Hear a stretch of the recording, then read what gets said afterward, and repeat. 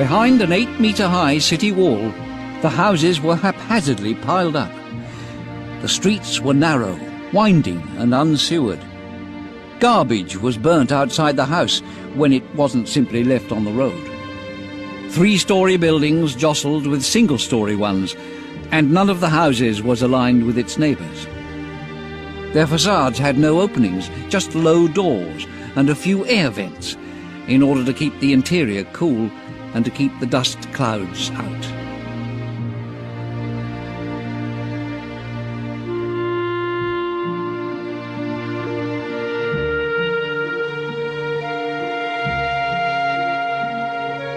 For a long time, little was known of life in Ur.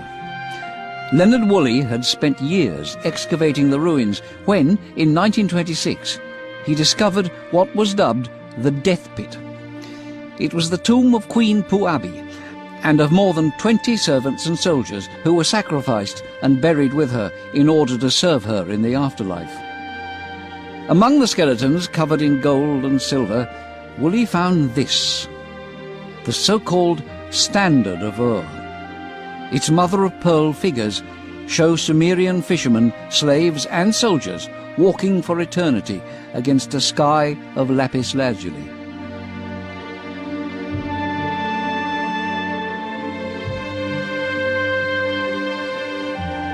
Like stills from a movie, its amazingly detailed panels show war chariots crushing the enemy.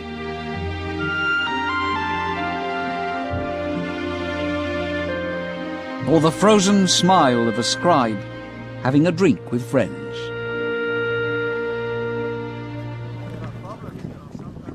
In the arid desert that now surrounds the site, the traces of the past are still visible.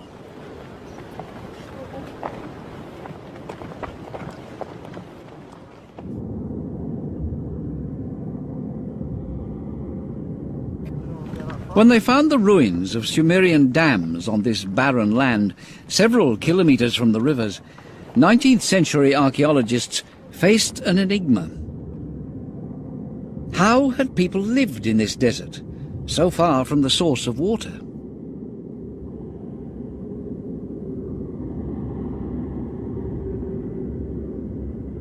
The desert city of Nippur, 250 kilometres south of Baghdad. The ruins of a temple rise above the dunes. It was during excavations of this site that archaeologists found the key to the enigma.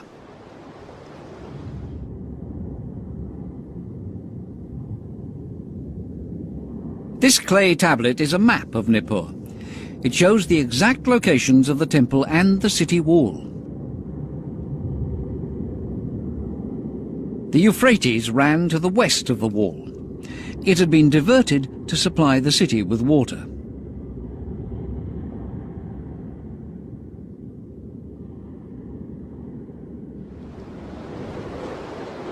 The cities had therefore been built beside the water. But changes in landform and the sheer force of the floodwaters changed the course of the rivers. Satellite images help us reconstruct the map of this part of the world as it was 5,000 years ago. Nippur, Uruk, Gisu and Ur, the main cities of the Sumerian civilization, evolved in a vastly different landscape. At that time, the Tigris and the Euphrates ran through much of Mesopotamia as a single river. They separated only downstream from Nippur.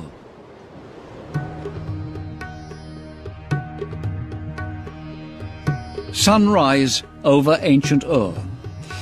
It is midsummer, and the day will be scorchingly hot. Slowly the city comes to life.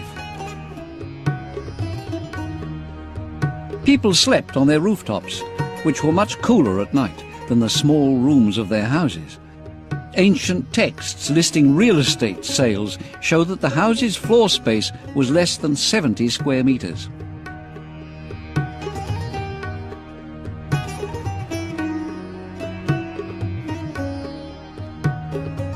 In the early morning, people come onto the streets. Merchants try to entice the passers-by. They try to do business while the day is still cool.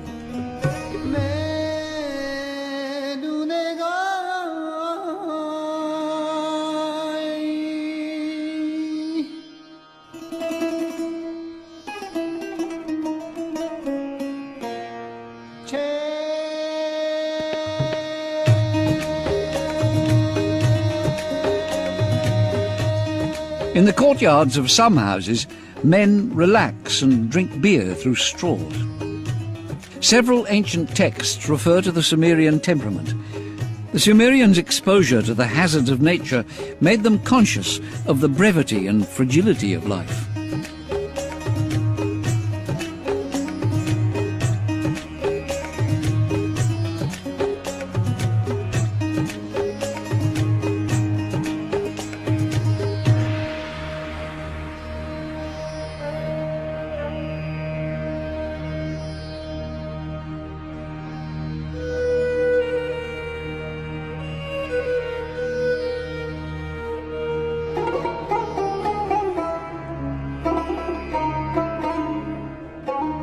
In the streets, men often wear konaks, wrap-around sheepskin skirts that go from the waist to the knees or ankles, depending on the season and fashion.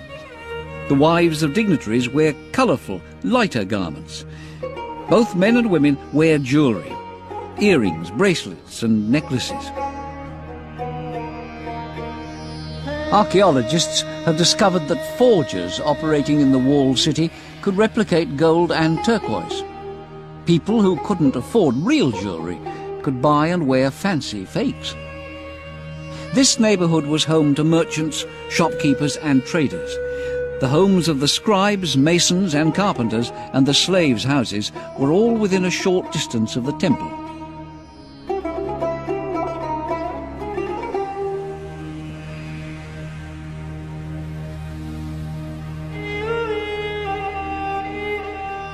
The treasures discovered in Ur are enormously important for archaeologists. They reveal Sumerian customs, and they demonstrate the quality of the craftsman's work. Sumerian goldsmiths had mastered the techniques of chiselling and soldering gold. The bull's head on this harp has eyes of lapis lazuli turned towards eternity. The harp itself is decorated with shells and precious stones.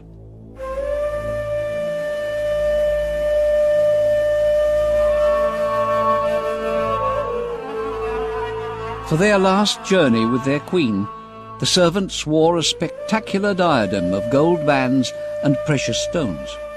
A braiding of beech leaves covered the brow, and above the head rose 3 golden flowers.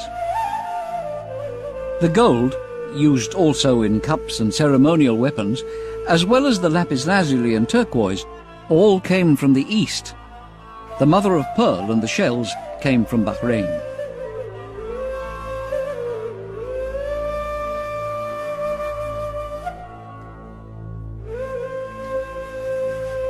The raw material used to make this billy goat shows how prosperous Ur was and how thriving its trade.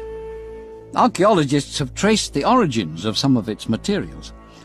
To get the lapis lazuli, the Sumerians sent their caravans 3,000 kilometres to the Badakhshan mountains, in what is now northern Pakistan.